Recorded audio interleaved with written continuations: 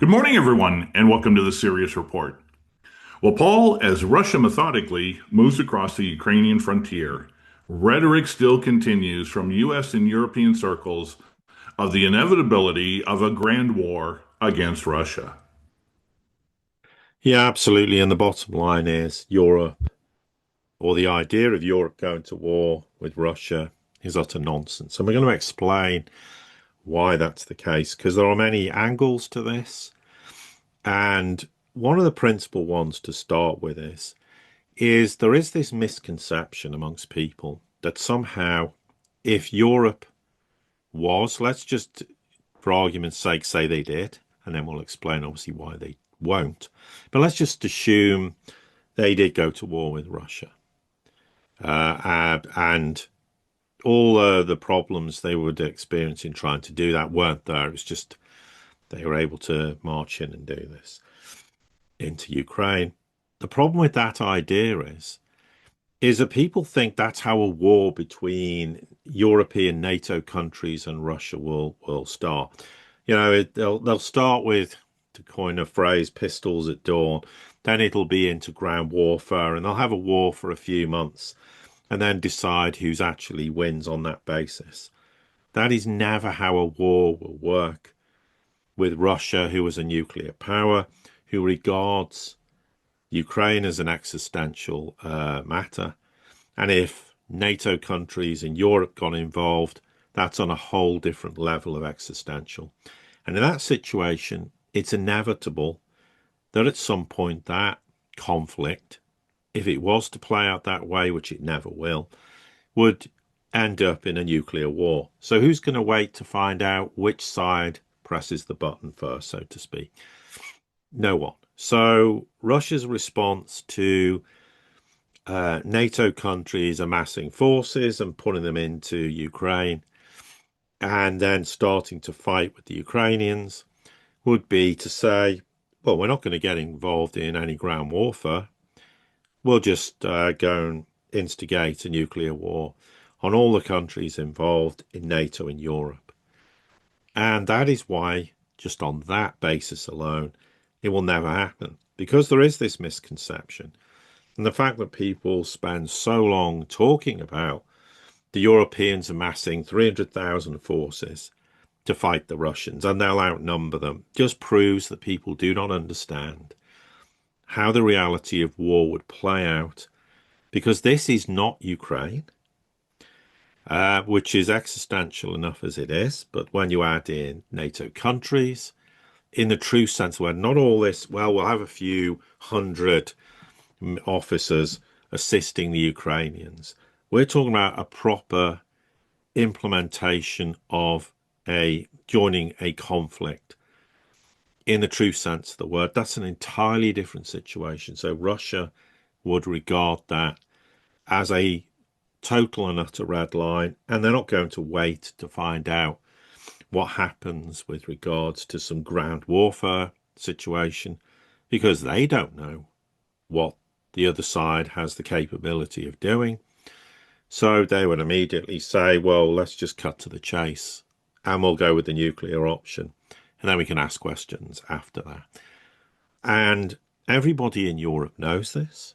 There's all this high octane rhetoric. The Poles were coming out with it for about 2 years of the Ukraine war. We're going to send 300,000 forces in. And then I think it was Duda admitted, oh, it was just words. We never were going to do that. We thought it might scare the Russians into the negotiating table and end the war on our terms.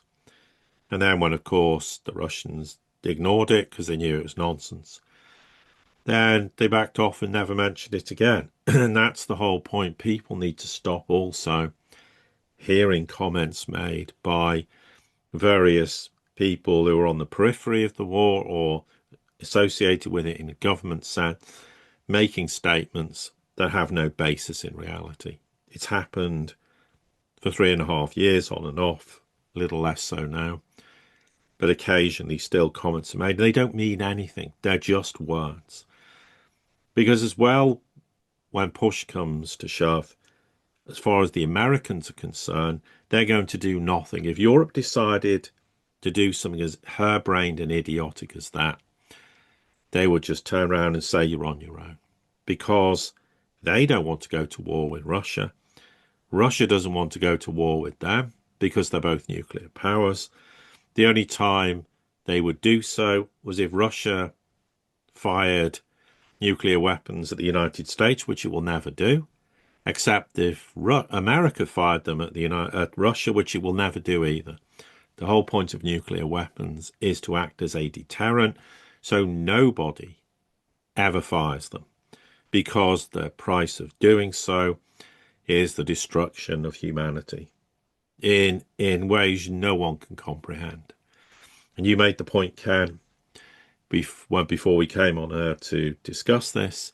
That's exactly why nobody touches North Korea, and why North Korea doesn't decide to launch any nuclear strikes on South Korea, for example.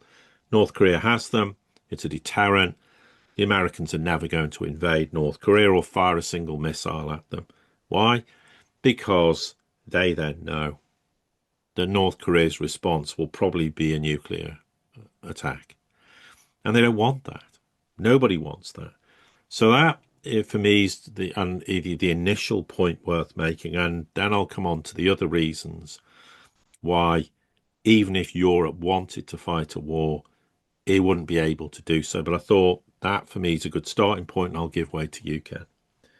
Yeah, it's kind of interesting because when we're broaching this topic, and I know we've talked a little bit about on it in regards to the past, but I was I did some thinking after watching some of the press conferences with Trump over in Scotland, first with van der Leyen, and then even closer with Starmer.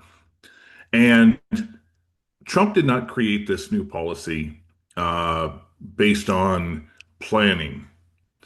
It appears that some reporter asked him the question, bringing back, okay, Russia and Ukraine, what are you going to do about it?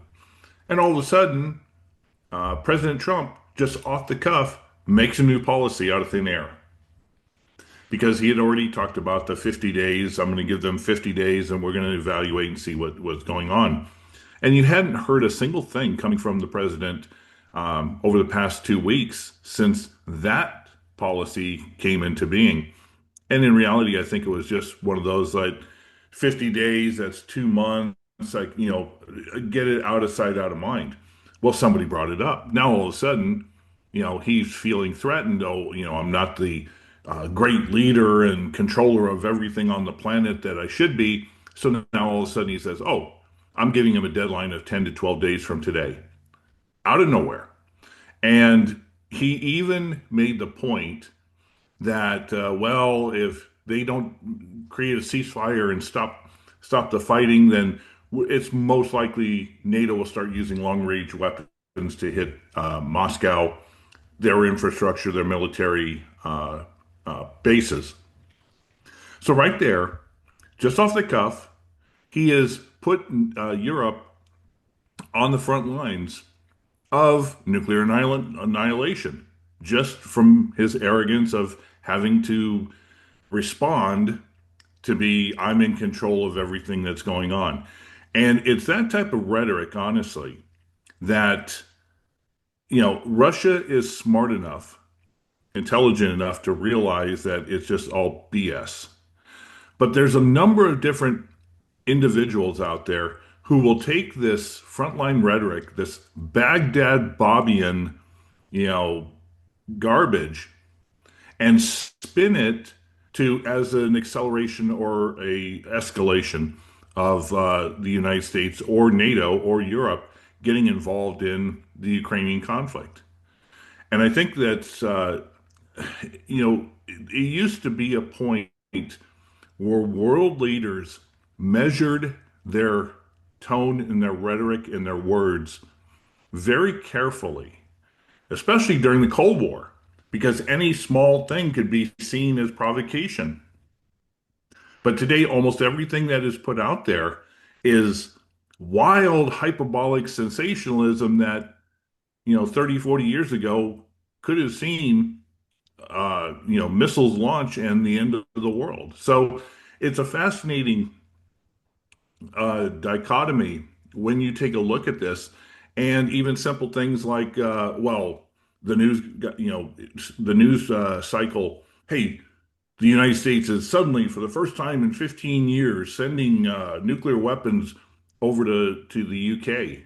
Well, you and I are probably in agreement. As far as we know, the UK has U.S. missiles, nuclear capable, and have had them for 50 years. So what's the big deal?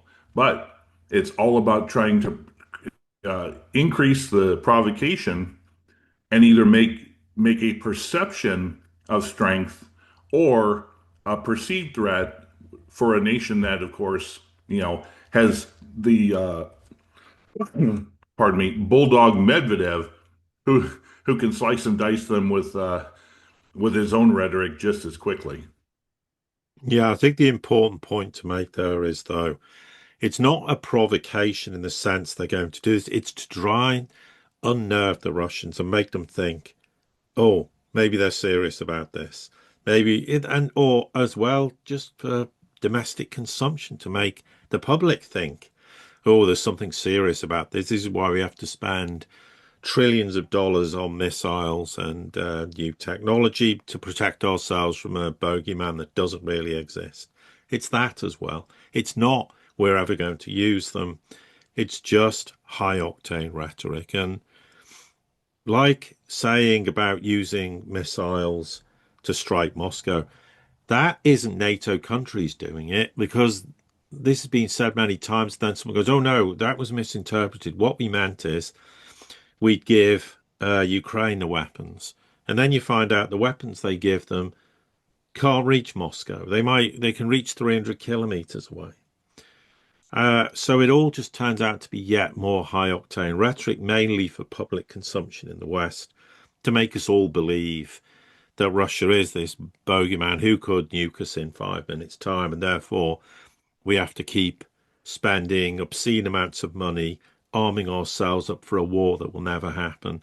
So therefore you'll just have to suck it, the fact that your health service is useless, your education system is useless, your social welfare system doesn't even deal with basic problems that it should deal with. And we're not talking about giving everyone something for nothing. There has to be some basic provision put in place to look after, elderly people in society. And we're not getting into that discussion per se. But then we come back to the real other reasons why Europe can never fight a war. Well, you can have 250,000 strong force that you think is going to go into Ukraine. And what are they going to fight with exactly? Because they have no weapons. They've got virtually nothing to give the Ukrainian army as it is. What are they going to do? Send them in with bows and arrows and say, good luck? Because that's all they're going to have.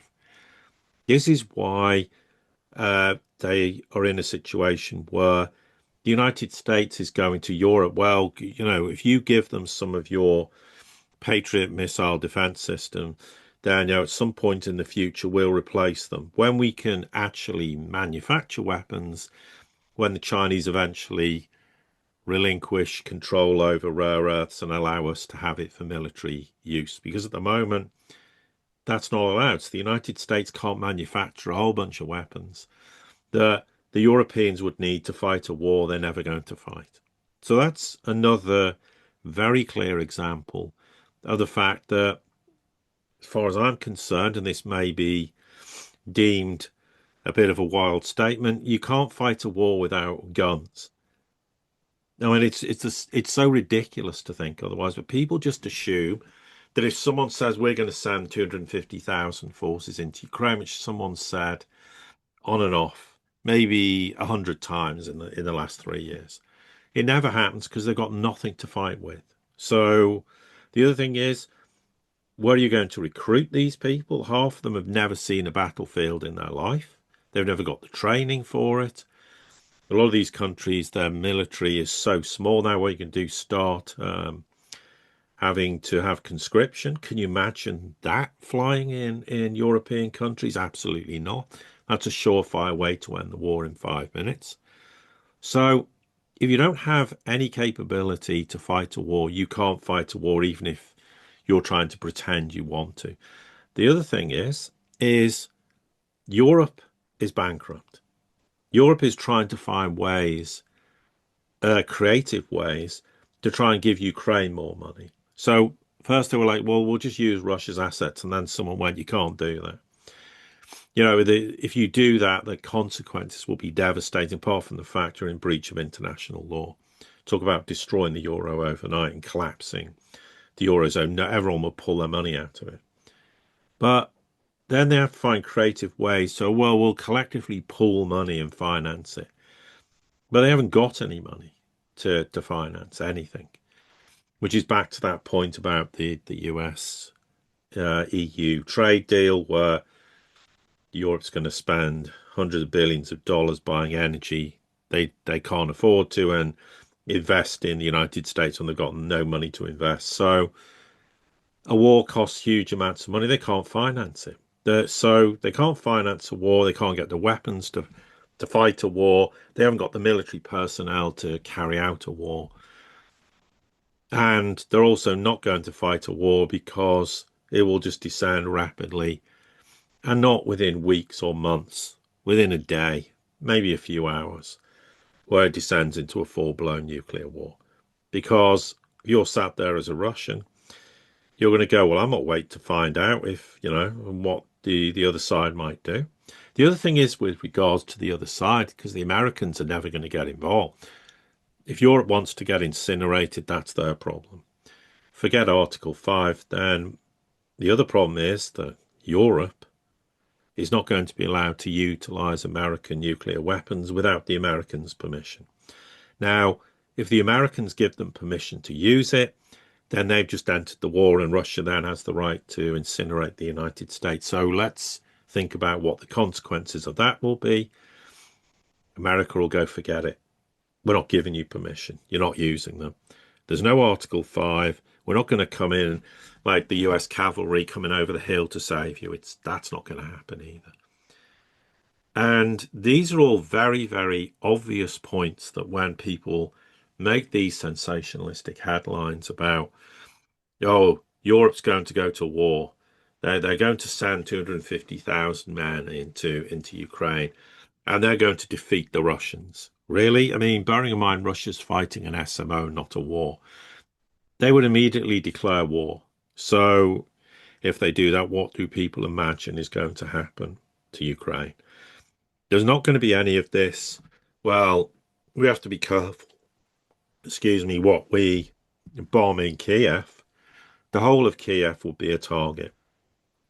Every Ukrainian politician will be a target, where currently they're not. This is why, British MPs, British leaders, European leaders, American parliamentarians, etc., can all get on a train from Poland and go all the way to Kiev, because they're protected, because it's not a war.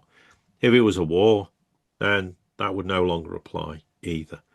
That's the big difference. So a war would escalate the conflict by orders of magnitude from what it is now. And that alone would mean the war would probably end very, very rapidly, irrespective of this scenario of 250,000, 300,000 European forces going to Ukraine to fight the Russians. Whereas we said, with what? Because the Ukrainians have got next to no weapons to fight, and they've been taking everything the West has had.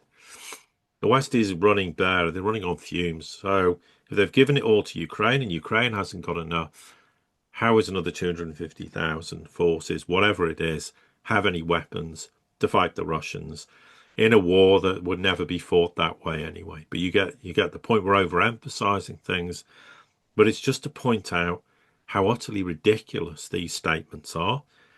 And frankly, people need to think a bit more about what the consequences of such statements are, and not to take everything literally, to understand that a lot of this is trying to, they think, unnerve Russia, which it won't, to get them off guard, make them think twice, and maybe in the end we'll get them to the negotiating table by trying to scare them. And the Russians know everything we've said and a whole lot more. And they're not remotely scared by any of these idle threats and comments. And Ken rightly points out with Trump's comments, that's just a knee-jerk reaction because I have to be seen to be told, oh, I'll change it to 10 to 12 days. And then what? What's going to happen after 10 to 12 days? What are they going to do that's going to remotely concern the Russians? Nothing. And even if they give them a few Taurus missiles, which the Germans keep now saying, no, you're not having them, even if they did, Russia will just shoot them out the sky. And then what? Because we've had every game changer for 3.5 years, and not one of them's made a scrap of difference. One, So, I think the last thing I want to take out because I'm sorry, you cut off. That's why I jumped in. no, carry on. Yeah, I think the one final thing I want to look at is something that I've been thinking about recently. Um, the UK made a statement, just out of the blue. We're going to stand with Australia against Taiwan and Chinese belligerents.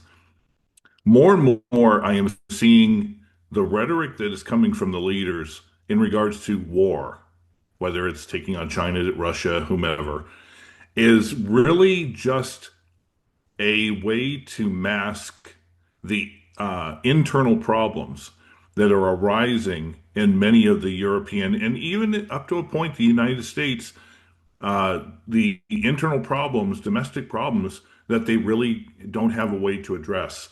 There are so many internal problems that the old adage is, well, if you need to deal with the domestic, you create a bogeyman so that the people don't have time to look at their government. Instead, they have to fear the bogeyman. And it makes me wonder the more and more and more and more that they keep calling out China, calling out Russia, calling out this and that, is really an attempt to switch the eye line of the people within their country from the problems that they're having to deal with to there's this greater external problem, and that's what we're focusing on. And you're just going to have to deal with a little austerity and your standard of living falling because we have to face this existential crisis. Yeah, absolutely. So for me, I think that's a good point to stop. Very good. Um, to everybody here at the Sirius Report community, as always, thank you for your support. Don't forget to like, share, subscribe, comment, send this out to anybody you think it might be important to. And until the next time we get together, have a great day.